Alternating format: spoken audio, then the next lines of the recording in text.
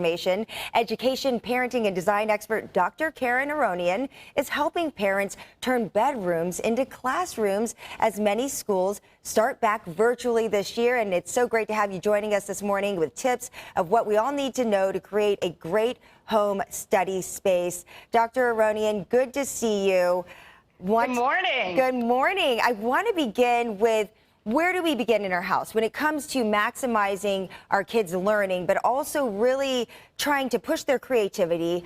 Where do we begin in the house? Is the bedroom a good start? So for me, I never recommend the bedroom because it's your Zoom location and it's where you go to sleep. So it's hard to make that transition to sleep when you're in that workspace. At the same point, many kids are comfortable there. So how do we make it work for them? The number one thing you can do is create some type of partition within that space. What I like to use is an old sheet and put it up with push pins.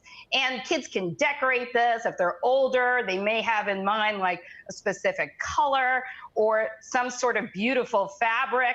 But again, setting up a 6-foot spot, right? So they get into that mindset for when they go back to school. And the idea of creating either a screen or even using cardboard, or again, using those push pins and an old sheet will give them this opportunity to create a little cubie within their bedroom. Yeah, and we're looking at some pictures of some of the ideas that you just shared. And so that would be my next question, because I've seen so many people posting on social media, oh, here's our creation station, here's our study. Looks like something out of Pottery Barn. And I'm like, I'm a pretty organized parent, but my kids, it will never stay looking like that and so perfect and pristine. So should the kids really have a say in this space? You let them be creative, and budget-wise, how much should we really invest in it? Yes, first off, I love what you mentioned because it's all about kids' participation. This is child-led because you get child buy-in. So where do you want to work? Have several options. List those, put them up. Is my child a person who likes to work alone? Do they like some communal time in the kitchen? Or perhaps going outside, still have beautiful weather?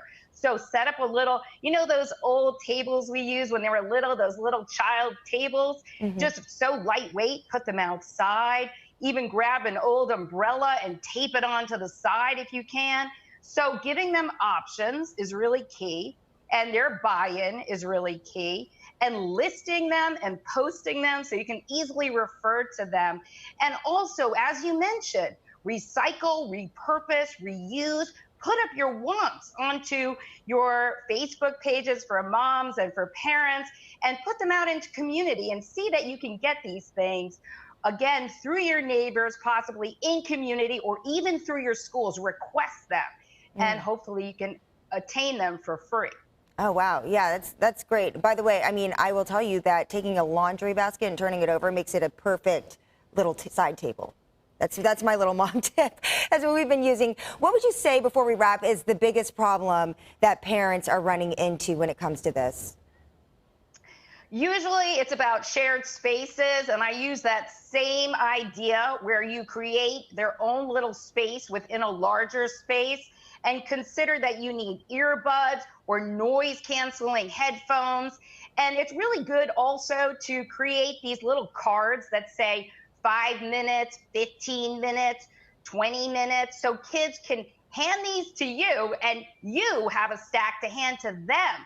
So they recognize when you're on a call or working, and you know they're also busy in their classroom, and it's cute when they can post or tape that onto the outside of their cubicle or their chair to let you know they're busy too. Oh my gosh, I'm going to be using that tip right away. Thank you so much, Dr. Aronian. And if people want more information, where can they go? drkarenaronian.com. Right now, I'm doing a special course that is how to set up your home and your kids for back to school learning. All right. We appreciate it. Thanks for stopping by early this morning.